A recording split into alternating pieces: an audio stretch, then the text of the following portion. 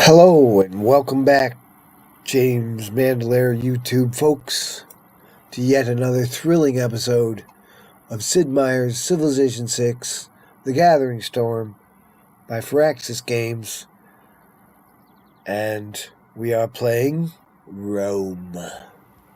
And we are the ancient era, 3,480 years before Caesar. Before Julius Caesar. So this is his ancestor, or we'll call him Lord Julius. He's the first Lord of Rome. He's our leader. And right now, in Rome, there is excitement. There's a buzz going around. All the venerable and wealthy families, dripping with wealth and privilege, are very excited. They've seen visions. They've gone to their auguries and their mystic prophets, and they've looked at the birds and how they were flying around in the sky. Somebody saw it in the entrails of a dead sheep that Hercules is soon to be born in Rome. It's been coming from various sources across the empire. Even the priestesses of Athens have said that they have seen visions and had dreams that Hercules will soon be born in Rome to aid the foundation of the great Roman Empire in the millennium to come. Right now, it's just a dream, just a vision. But, the Romans knew all about that kind of stuff. A dove flies over right above your head. Hey, that's definitely Venus, saying hi. Come on. Of course, they had priests that could study the ancient scrolls and tell you how the prophecies are supposed to be interpreted according to the great scrolls of the greater wise prophets of old. But that was big in Rome. And maybe somebody's making a sacrifice of a bull to Jupiter, so that his son can come, his divine son or semi-divine son can come to Rome and help us by building districts for us, by fighting off these dark black magic priests of Vatican City. Their Egyptian-headed gods and snake-headed gods and dog-headed gods and all that stuff, when everybody knows the gods are people. So we're going to have to do something about that. As soon as we can get Hercules, we can do whatever we want. And we're going to get him, too. We're going to get him. Unless somebody else gets him, and then I'll be brokenhearted and we'll have to settle for another one. One more turn. It's not certain. We did discover horses down here and just grow to grab them before Vatican City got them. I'm glad we did that. We have discovered the Matterhorn up here. Look at all this culture. We want that. We want every one of those cultural squares. But what? Hello, hero. This is Maui. He creates bonus and luxury resources. He's great. But we want Hercules, and we only got one monument, so we're kind of stuck. But stuck indeed. Now, I want this square, and damn Geneva always tries to take it.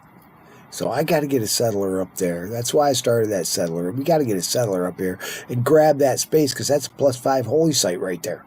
And it's +5 because it's next to a wonder. There's this mountain here, and there's all this culture here. The wonder is mostly, but also this wine is part of why it's got an adjacency. We can look at the holy site adjacency, count them up. Potato McWhiskey could tell you in the shot. I'd love to get this square too, if I could get it. But Geneva's in the way, so guess what? We must unify the Italian peninsula completely, even the northern part, for the glory and future of Rome. So Geneva's doomed as well. We're going to take them on one by one. We're going to march across the peninsula as great conquerors, because we have Hercules. And now, since it's urgent, we can get right back to that settler. Now, if we had a settler card in our government, right, we could get that out faster. We don't have one because our government has not evolved to get one, but it may one day evolve to get one. I can't stop Geneva from taking whatever square it wants. There's nothing I can do about that. So one day I may have to erase Geneva so that whatever city I put up there can grow to its full extent, but that's kind of deep. Now, what I can do, and what I've done in previous versions, is to just... Hercules is tough. You know, he's tough, right? There's Hercules. Now, if I put my... over here, this guy, if I can get it. Hey, it keeps on going away. Oh, okay, there it is. Sorry. There's the warrior that I would, if I were to attack him, he has a base strength of 20. Has +3 because he's in the woods. That gives you a plus the terrain. So he's got 23 strength. Hercules has got 36 strength. So guess what? You can take that guy out by punching him. And that's what I'm going to do. It's a bit premature, and I don't have any military units except that warrior, and he's way up there. But I got Hercules, so how much harm can they do? I'm going to declare war. I'm going to hit that warrior. Oh, God, there's another one. Oh, no, he jumped back. Got it. I'm going to try to get that builder. That's the point. So I'm going to get down there and get that builder. We'll let them attack me if they want. Builder's going to run back in the city. Of course he is. They all ran away. That's great. Here's astrology finished up quick because we got the boost. I don't believe in astrology. I'm a Sagittarius, and we're skeptical.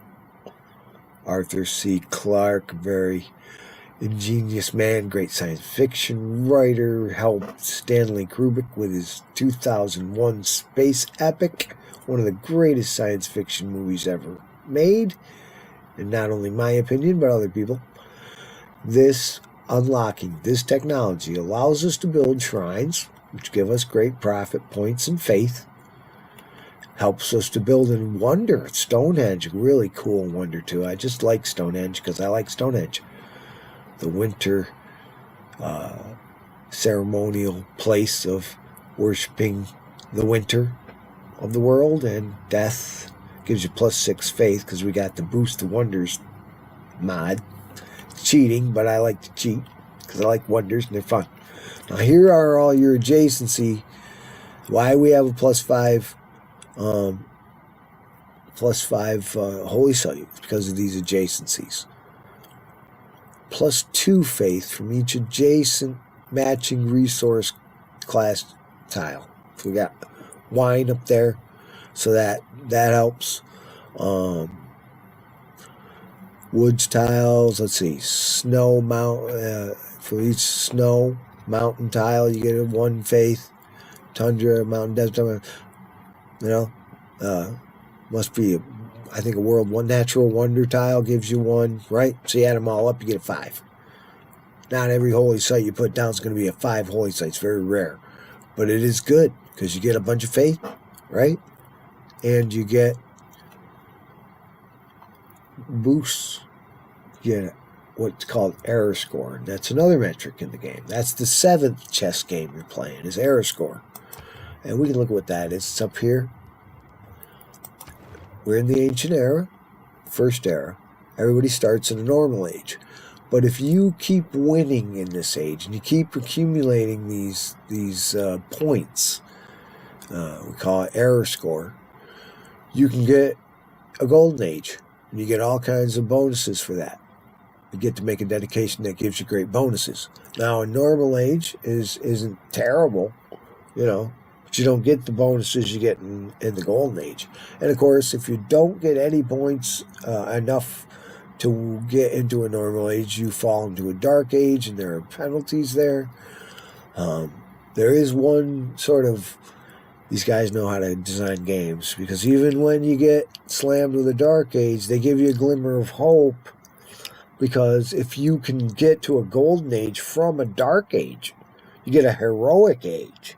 In a heroic age, you can make 3 dedications, and they give you bonuses that helps you to accelerate your win condition by getting better, getting beyond the other civilizations around you with these great boosts. Again, strategizing toward your win condition from many different sides of the game. The 6 or 7 chess games that you're playing. And if we can get above 10, we get a normal age. If we get above 24 or 25 plus, we get a golden age. But you got to do a lot of cool stuff. When we got Hercules, we got air score. Discovering these natural wonders give you air score. Different things. And you keep checking it. You see how you're doing. Try to get to a golden age. All right, now this warrior, now we're at war, really ought to kind of come on home. So he did his job. He went up there and found the Matterhorn. That's what I wanted him to do. Now he's coming back so we can get the error score and find out if Geneva had taken all those wonderful hexes that I want, which they will. I'll have to kill them. We are Romans. We kill. We are brutal and single-minded. You know, Julius Caesar didn't kid around. Now, we have some choices, always with the choices. We get archery and upgrade our slingers into archers, and they're much more powerful and have greater range. We can get mining, because we got the marble that inspired Michelangelo up there in Tuscany, and we have to mine that. It's not going to do us much good just sitting on the ground, except it gives us culture if we settle it. But if we mine it, then we get to use it.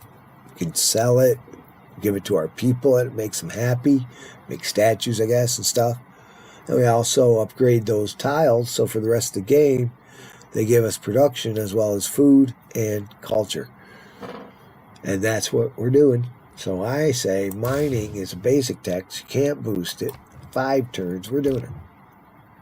And you'll notice that those turns will go down for those basic texts because we keep on making more science. We're making +5 science right now. And then as many science points as you can make. I'm just reiterating this for those of you trying to understand the game who don't. The higher that science goes, the less turns it takes to get technology. So that's another part of the chess game. Chess game number 1. We want science. Why is it number 1? Well, let me explain that too as we continue. Hercules, he's going to run in here. And he's going to hit the city. Try to wear it down. Take it. We don't want to lose him. He's awful close to that volcano. But look at how much damage he just did. Okay? Now they're going to counterattack. It's their turn now. Do you want to know the secret strategy? How I'm going to win this game? With your help? I'll tell you. It's our turn again. See, Hercules has been damaged. We don't want to lose him. He's still got all his charges. So he can help us make districts. We got to be careful with him. But I think we might be able to at least wear down the city a little bit. We need more military guys. I'm not going to put them at risk. It's just going to give this warrior time to get down there. That's all I'm doing.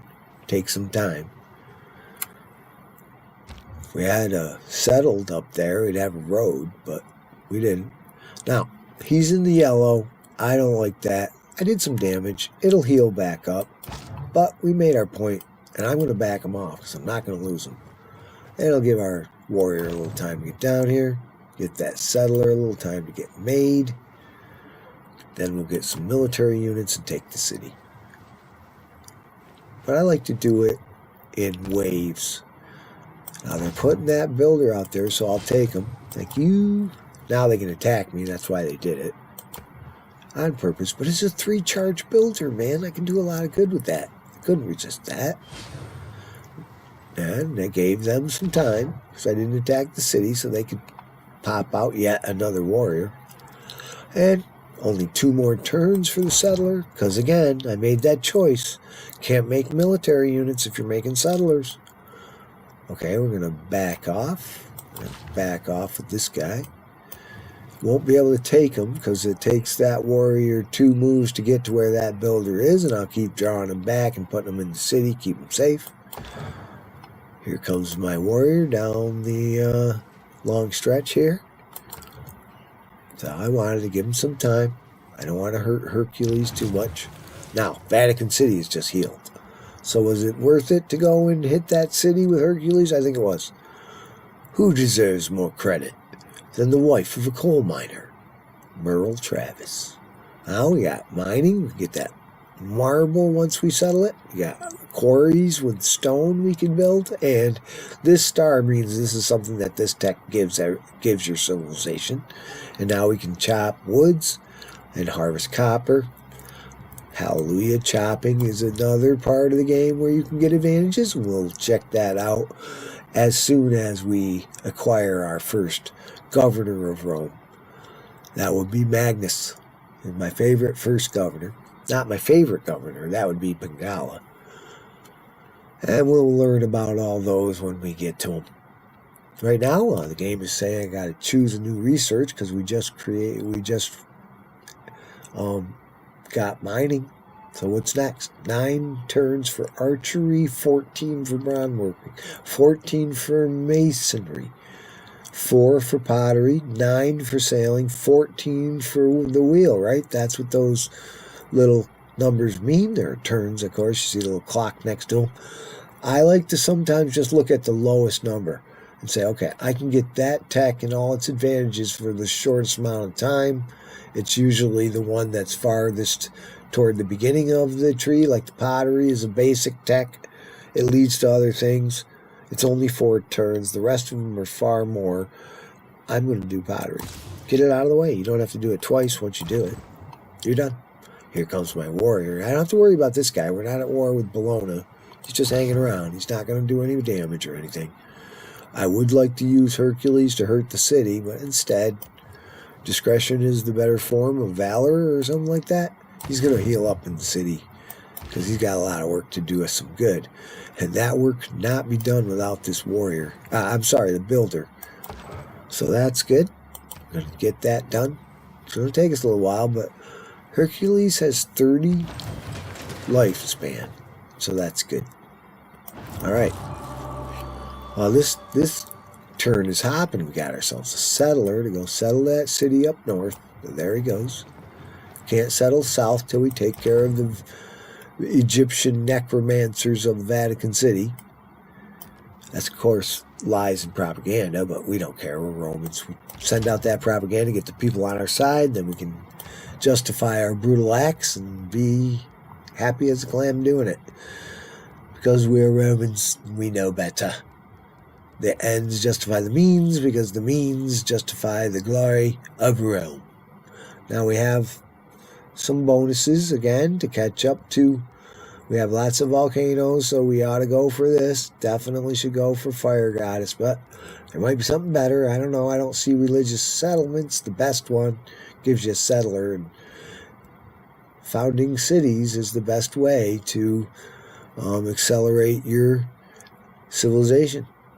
You put down a city, it can then crank out all kinds of stuff for you, and you claim that land so somebody else can't take it, and you get whatever goodies are on that land. So settling is the real way to enjoy this game and win it. Since we are Rome, and Rome is a civilization that believed in the great man, the genius, divinely inspired, if not divinely sired. And so therefore, I think it would behoove Rome to magnify its glory through great people. They kind of came up with that concept. Well, I suppose it was Greek, but the Romans took everything from Greece, but they called it Roman anyway. So I am going to go for Divine Spark. I like Monument of the Gods. It helps you to make ancient and classical era wonders, which we are definitely going to do. However, I'd like it a lot better if it lasted through the rest of the game, because this Pantheon only helps you in the early game. You do need help in the early game, but it would be really nice if they would let you do that for the whole game.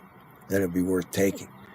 But Divine Spark acts through the whole game, so I'm going to take it. Especially good for you in the later game. Gives you +1 great person points from holy sites. So it depends on your districts. You build a holy site, you get a +1 great person point toward holy prophets, which you need to found a religion. If you put science campuses down, which are universities or places of learning and research, You get a great science points. Great scientists boost your science. We want them. We want them with a greedy greed and a thirsty thirst that cannot be equaled in the annals of history.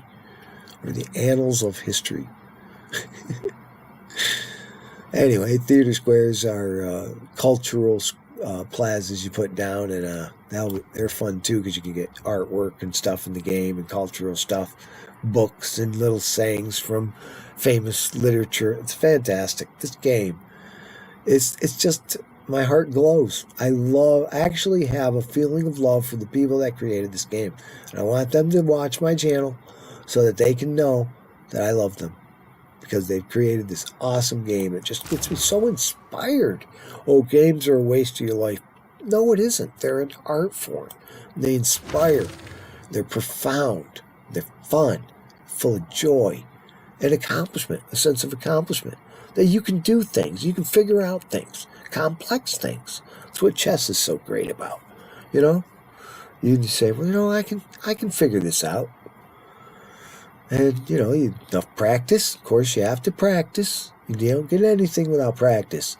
What do they say? Inspiration is, 1% inspiration and 99% perspiration. You want to know how to play something on the guitar? Do it a million times. That was the best advice I ever got. You just do it over and over again. It's kind of tedious. Like when I learn a song, I have to play that song constantly for 2 weeks, over and over again, until I can play it perfectly, till I get the strumming right, and the chords right, and the words right. And if I mess up, I start again, and just keep going over it and over it for days before I have a song down so that I can perform it or play it for my friends these days. And I don't sound like I'm, messing it up, forgetting the words, stumbling through it. I have to really focus, and it's art. It's a lot of work. Now, some people are like Mozart or John Lennon or something. They're naturally gifted, or they have a certain unique genius. I'm not that. I'm a hard worker. That's what I am. I bust my butt because I love it. My friend said, you live and breathe this stuff all the time. Mysticism, art, all that. And, I have. Because I always thought, well, why not fill your life with meaning? The unexamined life is not worth living, to turn Socrates' phrase on its head. Okay, we got a settler out. That's good. What else do we need here? I'd like to get some military units. What do you think? And to do that, another great thing that these people put in this game that I love with all my heart, with all my body, and all my soul, is the queue. Now I can tell this city to do a whole line of things. I'm going to want a slinger. I'm going to want a warrior. I'm going to want a slinger. I'm going to want a warrior, I said. I want a slinger and I want a warrior. Okay? Now, I got 3 different military kind of units. Warriors, slinger. That's a lot, right? It's not a lot for Rome. Might be a lot for some other chump civilization, but not Rome. Okay, I'm going to need a builder, and we're going to need another settler. We got more settling to do. We got to settle. If we don't settle, the other civilization's going to take all the land, or these damn city-states. Can't settle on top of the city-state, so we got to get another settler out. So, this builder is much more important than being way back there on the list, but not as important as military units. So I'm going to replace this, but stick this builder in the middle once we get these 2 units, because that'll get us started. Then we'll get a builder, because we need one. Then we'll get 2 more units. Then we'll get a settler. We'll get 2 more units, and then we'll get another builder. But we won't get it right now, or we'll get the holy site. We have some things to do to prepare for the holy site. We want to get the holy site because we can do it in 1 turn with Hercules. He's got a charge. He uses 2 charges. He's got 6 of them, but he uses 2 per district. It gives you a district in 1 turn instead of 9 turns. And it's working, and you're on your way.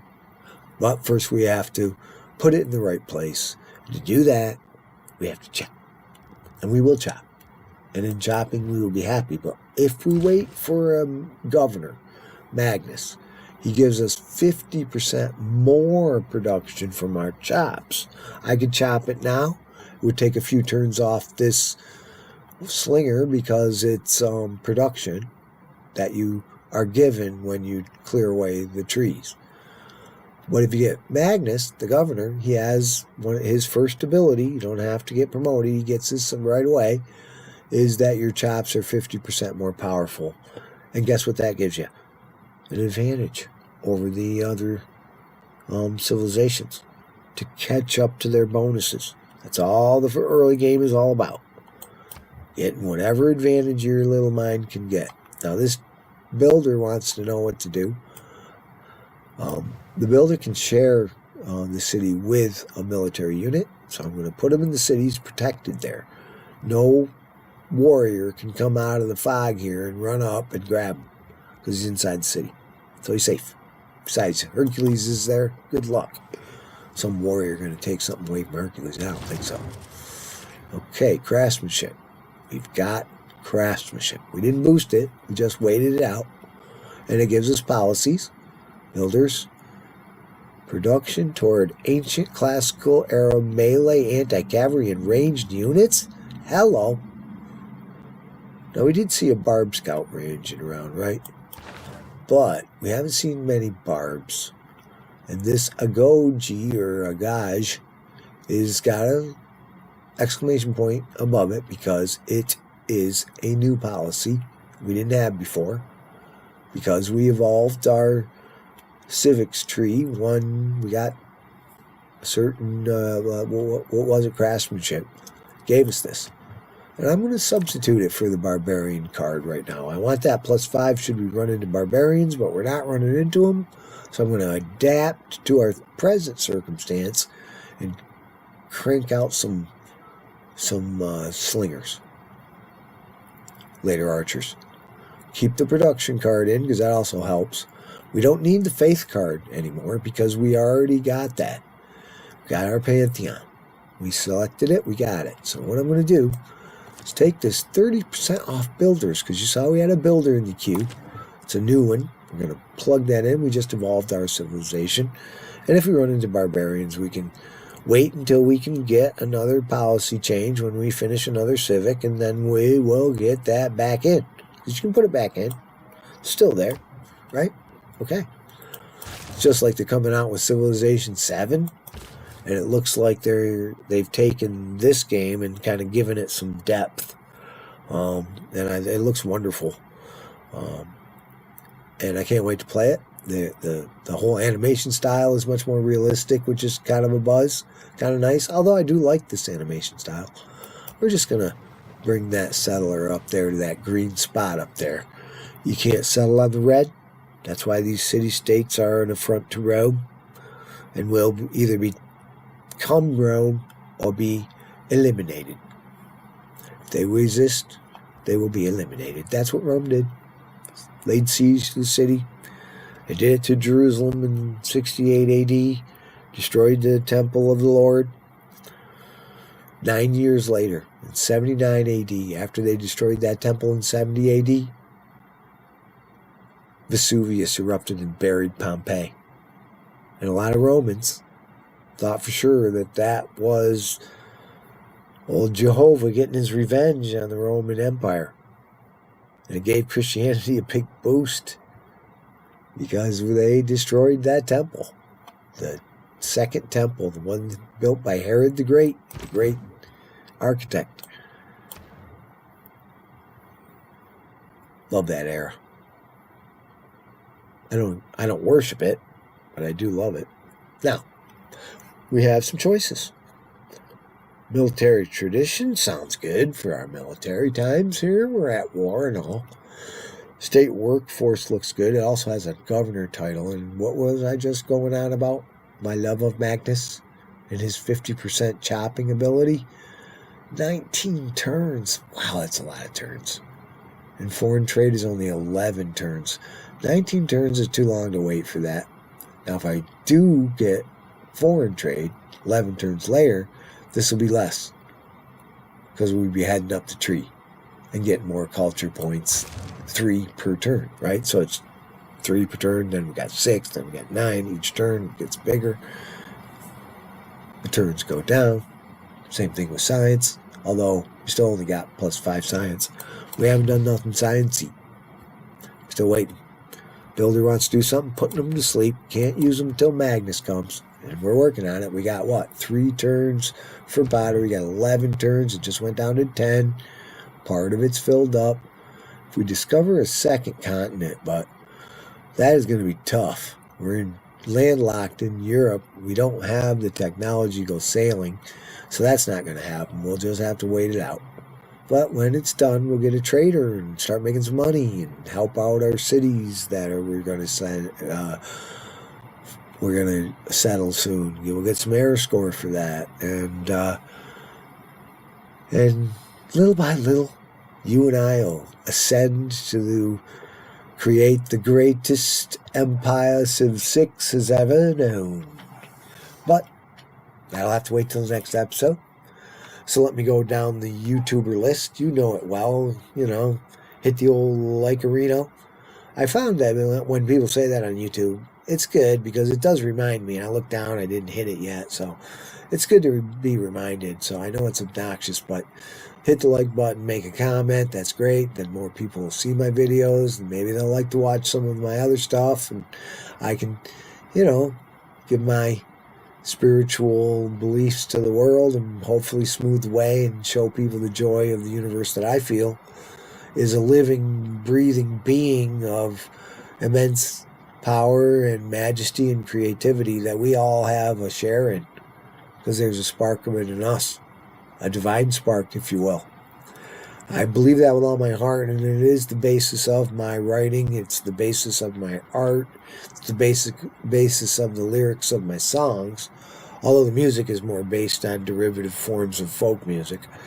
Like Bob Dylan, I'm a very big fan of American music, whether it's jazz, blues, country, folk, rock and roll, even into the modern era with popular music and all its different forms, including rap. I have a rap song. If you watch Caesar 4, I do a lot of performance in that playthrough. You might want to go watch that. But I love it all. Bluegrass, country, swing, all the different kinds of country music. Love it. And I also love the folk music tradition of writing songs that have something to say about life, about the shortcomings of our society.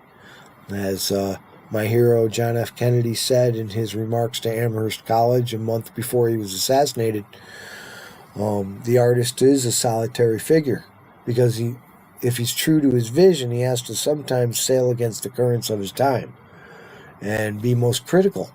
If their artists, any true artist, is motivated by a social conscience, then they have to point out where our culture falls short, because that's the vision and purpose of art and artists. They have to have the courage to stay true to their vision and let the chips fall where they may. But you can look that up. It's a great speech, one of the greatest speeches of any president of any time, in my opinion. Even Abraham Lincoln's Gettysburg Address, it beats the Gettysburg Address by a yard, although that's quite the poetry too. Anyway, here I is at the end of the episode, going on, and all I want you to do is share the video, look at some of my other videos, check out my playlists. I got audio books. You can listen to Tolkien's first book of the Fellowship of the Ring. I do all of the voices and try to read it in a way that's fun and entertaining. Also, I have audio book of Charles Dickens' The Christmas Carol with Christmas music behind it, acoustic Christmas music, one of my favorite productions. Videos of songs, videos of places I've traveled to, and can take a beautiful sunset canal boat ride down the canals of Amsterdam, Holland, if you want to, or in the Netherlands. Or you can go sit out in your garden and look at the fall colors. Oh my God, what a beautiful day we had today. It was 80 degrees today. And God, why is the weather so strange? I just can't fathom it. I wonder if it has anything to do with the billions and billions of automobiles belching toxic carbon into the atmosphere. Probably not. Anyway, so, have a nice evening. It's warm and wonderful, so enjoy it while you can. Until the Atlantic currents shut down, and then it'll become snowball Earth and probably destroy the human race. But until then, enjoy and come on back for another thrilling episode of Season 4. I'm going to take a break and watch the news because we're getting close to a presidential election. It's always fun to watch the circus. So I'm going to do that for a little while, but I'll be back later tonight. I do have to work later, but I'm going to wait till the midnight hour and do a couple hours. But right now I'm going to bid you a fond farewell and thank you very much for watching and all the other things. But I just look at the numbers it says how many people watch the videos, and I just can't believe it. I never thought that doing games would be interesting to people. I hope it is, and relaxing and fun. I just do it because I want to watch a recorded game. Because I play a lot of games, but it's like a novel. You get to the end of a good novel and you're kind of sad there's no more pages to read. But with this game, you create this great civilization and you go through all this drama and you finally get it done after 200 turns and you can't watch it again. But if I record them, I can. So I'm basically recording this for myself. But I'll upload it onto YouTube. It's a fun thing to do. And like I said, those views seem to indicate that people kind of like it. So I don't get a million views, but I don't care. I'm not out to be an influencer or anything. Just having fun. Thanks a lot now. I'm going to have to go. Don't want to miss the news. Take care. Bye.